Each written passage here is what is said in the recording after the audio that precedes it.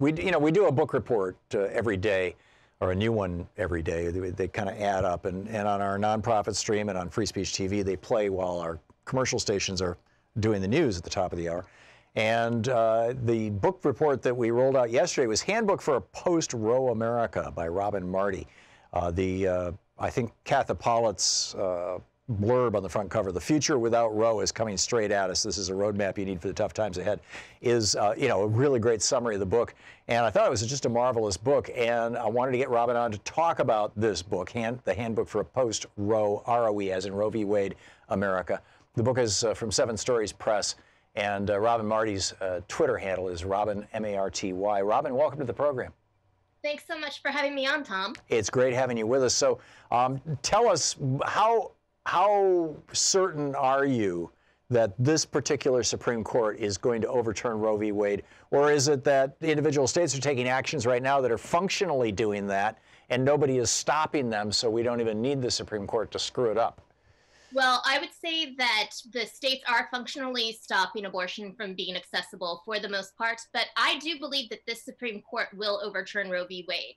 I would suspect that the actual overturning would happen as late as, or as soon as after the next presidential election.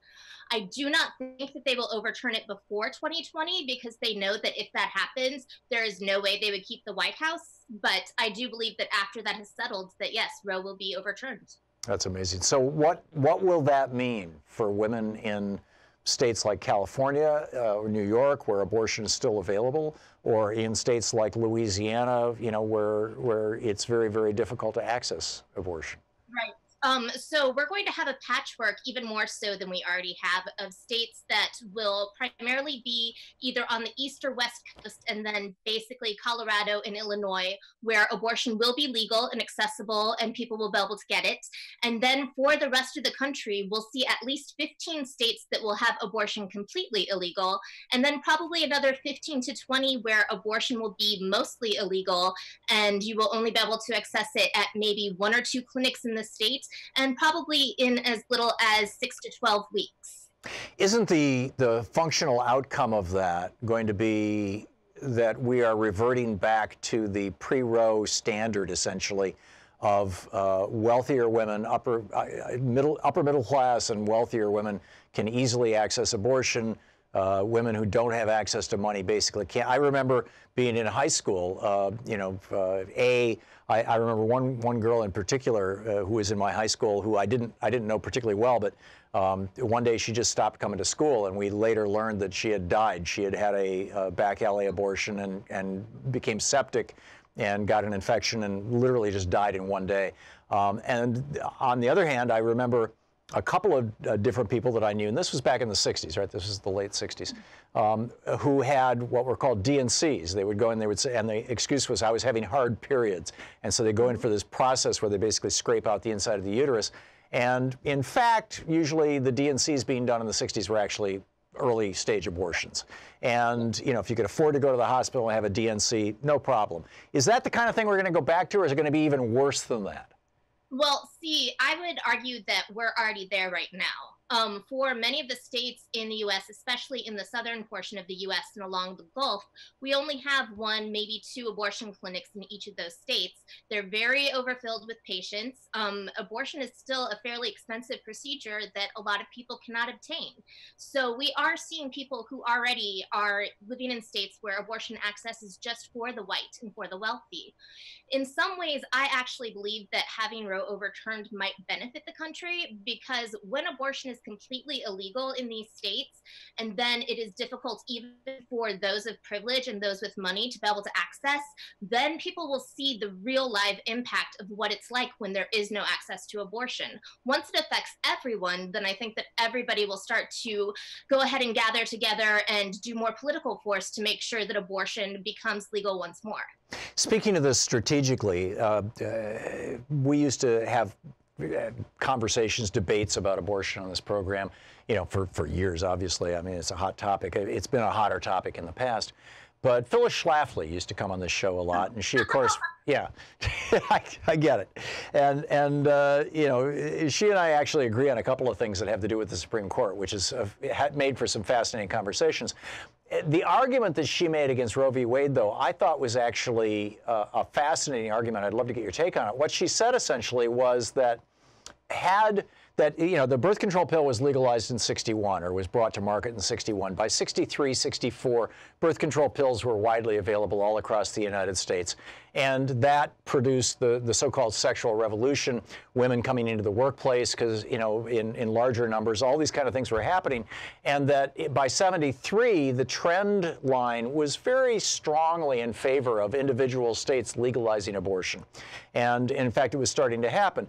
And a debate was starting to break out in individual states about, do we legalize abortion or not in this state? And that when the Supreme Court stepped in with Roe v. Wade and simply legalized abortion nationwide with a very specific criteria, the first 3 months, the second 3 months, the third, these trimesters, that essentially, her argument was, A, they were making law, and I don't think that we can dispute that, coming up with the 3 trimesters. That's what a legislature is supposed to do.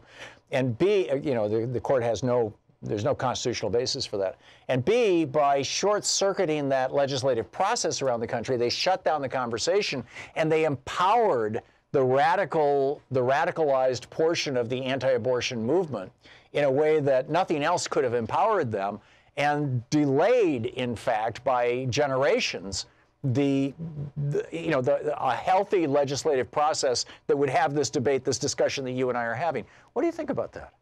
Not to be rude, but that's totally wrong. Okay. All right. So to start with, the Supreme Court in Roe v. Wade did not come up with the trimester system. That was in Planned Parenthood v. Casey in '92.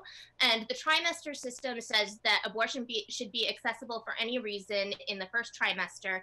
In the second trimester, the state's decisions to try and promote fetal life should be able to put in restrictions as long as those restrictions did not make an undue burden and were in the benefit of the health of the person who is trying to obtain the procedure. Roe v. Wade essentially said that until the point of fetal viability, which at that point was considered around 28, 29 weeks, that abortion was legal and up to the person who was going to have one. After that, abortion would only be legal in cases where a person's physical or mental health were in distress. And so a provider decided that that was in the person's best interest to go ahead and obtain an abortion. So we tend to get these mixed up. And yeah, thanks for clarifying that. Yeah, and so one of the things that I've been thinking about quite a lot lately when you look at the fight that's going on right now in New York, the huge brouhaha that just happened in Virginia over the idea of all of these bills in Virginia, in New York, in New Mexico, all they are trying to do is codify the protections of Roe v. Wade because they believe that Roe v. Wade is going to be overturned. So they are using the exact same framework as the courts decided in Roe v. Wade, which is that until the point of viability, it is up to the person who is going to decide to have an abortion. And then after the point of viability, it's available for health reasons, physical or mental.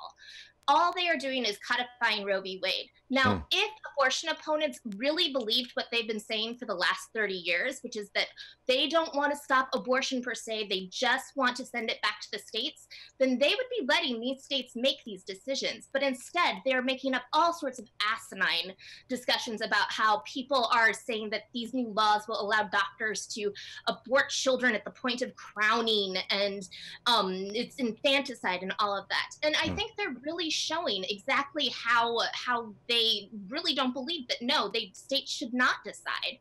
All they want and all they've ever wanted is complete illegality for all abortion from the point of fertilization. And that's where they're going to keep going. Everything else is just smoke screens that they throw up. Now, Pat Buchanan used to speak out loudly about this, and the subtext that I got from his writings and rants, and he'd been on our show back more than a decade ago about this, was that basically he was opposed to abortions among white people. He didn't care about abortions among people of color. Is there a large sector of the anti-abortion movement that is also concerned about what Buchanan referred to as the white genocide? I would say no. I spend a lot of time with anti-abortion people. I go to their conferences, I go to their marches, I spend time with them in front of clinics. For the most part, they are all extraordinarily sincere. They believe that life begins at the moment of fertilization, and anything that a person does in order to try and disrupt that is playing God. And that's what it all comes down to for them. Now, we are starting to see more of a right-wing white nationalist influence into a lot of the abortion movement. And I think that there have been a number of, especially Christian nationalists, who have kind of combined this white power feeling of, okay, we want to make sure that white babies are saved into it, because there's a common ground there in making sure that babies are saved. But I don't think that overall the majority of the movement cares about what race they're saving. They just want to save their babies. Fascinating stuff. Robin Marty is the author. The book is Handbook for a Post-Roe, as in ROE, Roe v. Wade, a post-Roe America. Robin, brilliant work, brilliant writing. Thanks for educating me today, and I appreciate you being on. Thanks for having me on, Thom. Anytime. My pleasure. You can tweet Robin at Robin Marty, R-O-B-I-N-M-A-R-T-Y.